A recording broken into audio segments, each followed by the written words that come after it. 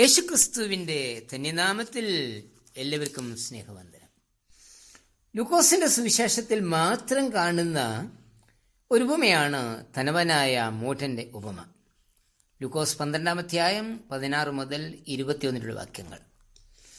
ധനവനായ ഈ മനുഷ്യനെ കർത്താവ് മൂഢൻ എന്നാണ് വിളിക്കുന്നത്.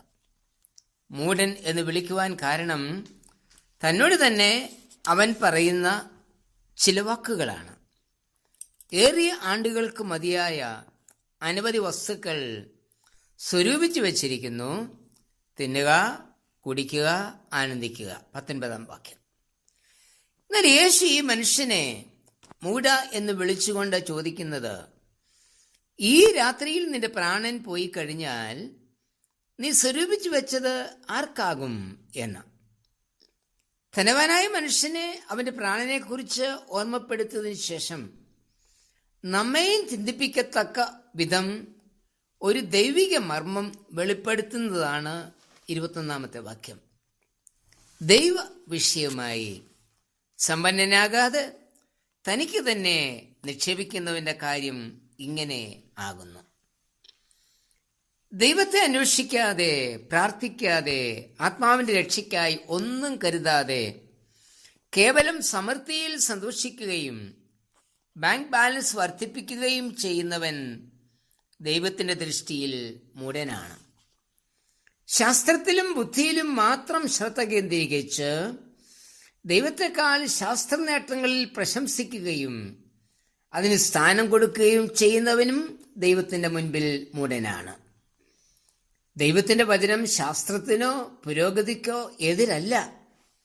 എന്നാൽ ഇന്ന് അറിവിന്റെ ഭണ്ഡാരം തങ്ങളുടെ വിരൽത്തുമ്പിലാണ് എന്ന പ്രശംസയോടെ ദൈവത്തെ അന്വേഷിക്കാതെ ജീവിക്കുന്ന തലമുറയെ ദൈവം മൂഢന്മാർ എന്നല്ലാതെ വേറെ ഒരു പേരും വിളിക്കില്ല.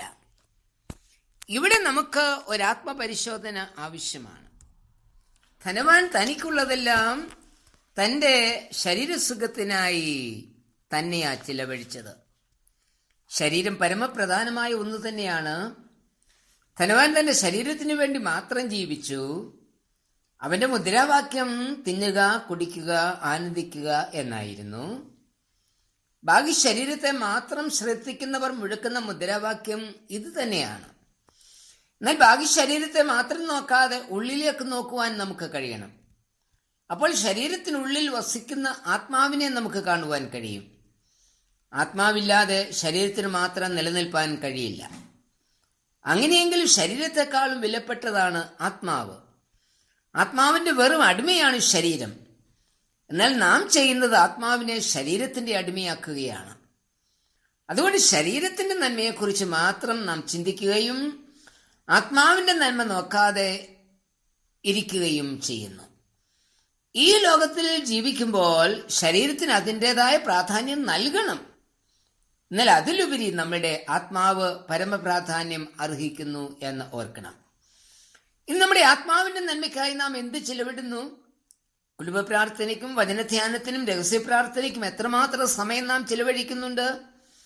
ഈ ശരീരം എന്നെ വിട്ട് വർഷങ്ങൾ കഴിയുമ്പോൾ നമ്മുടെ നിയന്ത്രണത്തിന് അതീതമായി പ്രായം ചെന്ന് ചുക്കിച്ചെളിഞ്ഞ അവസ്ഥയിൽ ആകും. തുടർന്ന് ശരീരമില്ലാതാകും. ശരീരമില്ലാതായാലും ആത്മാവ് ജീവനുള്ളതായിരിക്കും. ഒരു മനുഷ്യൻ സർവ്വലോകവും നേടിയാലും തന്റെ ആത്മാവിനെ നഷ്ടപ്പെടുത്തിയാൽ എന്ത് പ്രയോജനം? മത്തായി 16:26 വാക്യം. ദൈവത്തിന്റെ ഏറ്റവും മഹത്തായ സൃഷ്ടിയാണ് മനുഷ്യൻ. ഈ മനുഷ്യനിൽ ഏറ്റവും നല്ലത് ആത്മാവാണ്. ഇത് പിശാചിനും അറിയാം. അതുകൊണ്ട് നമ്മുടെ ആത്മാവിനെ തകർക്കുവാൻ അവൻ ശ്രമിച്ചുകൊണ്ടേയിരിക്കും. നമ്മുടെ ആത്മാവിനോട് സംസാരിപ്പാൻ ദൈവം ശ്രമിക്കുമ്പോൾ അത് കേൾപ്പാതിരിപ്പാൻ തക്കവണ്ണം പിശാച് നമ്മുടെ മനസ്സിനെ കുരുടാക്കി കളയും. നാം ആത്മീകമായി മരിക്കണമെന്നാണ് പിശാച് ചിന്തിക്കുന്നത്. പിശാചിന്റെ ഈ തന്ത്രത്തെ ജയിപ്പാൻ നമുക്ക് കഴിയണം. ശരീരത്തെക്കാൾ ഉപരിയായി ആത്മാവിന്റെ രക്ഷയെക്കുറിച്ച് ചിന്തിപ്പാൻ നമുക്ക് കഴിയണം. ധനവാനായ മനുഷ്യന് ആത്മാവിന്റെ രക്ഷയെക്കുറിച്ച് ചിന്തിപ്പാൻ സാധിച്ചില്ല. അവൻ തന്റെ ശരീരത്തെക്കുറിച്ച് മാത്രം ചിന്തിച്ചു. ആത്മാവിൻ്റെ രക്ഷയോ ശരീരത്തിന് നന്മയോ ഏതാണ് നമുക്ക് ആവശ്യം? ഓർക്കുക, ആത്മാവിനെ നഷ്ടപ്പെടുത്തിയാൽ ഓടിയത് വ്യർത്ഥം, അധ്വാനിച്ചത് വ്യർത്ഥം, ശരീരത്തെ മനോഹരമായി സൂക്ഷിച്ചതും വ്യർത്ഥം. വ്യർത്ഥമല്ലാത്തത് ഒന്ന് മാത്രം, ആത്മാവിൻ്റെ രക്ഷ. കർത്താവേ, ഭൗതിക സമ്പത്തെ മാത്രം ആശ്രയിച്ച് മൂഢനാകാതെ ആത്മാവിൻ്റെ രക്ഷയ്ക്ക് വേണ്ടി അധ്വാനിപ്പാനുള്ള ദർശനം എനിക്ക് തരണമേ. ആമേൻ.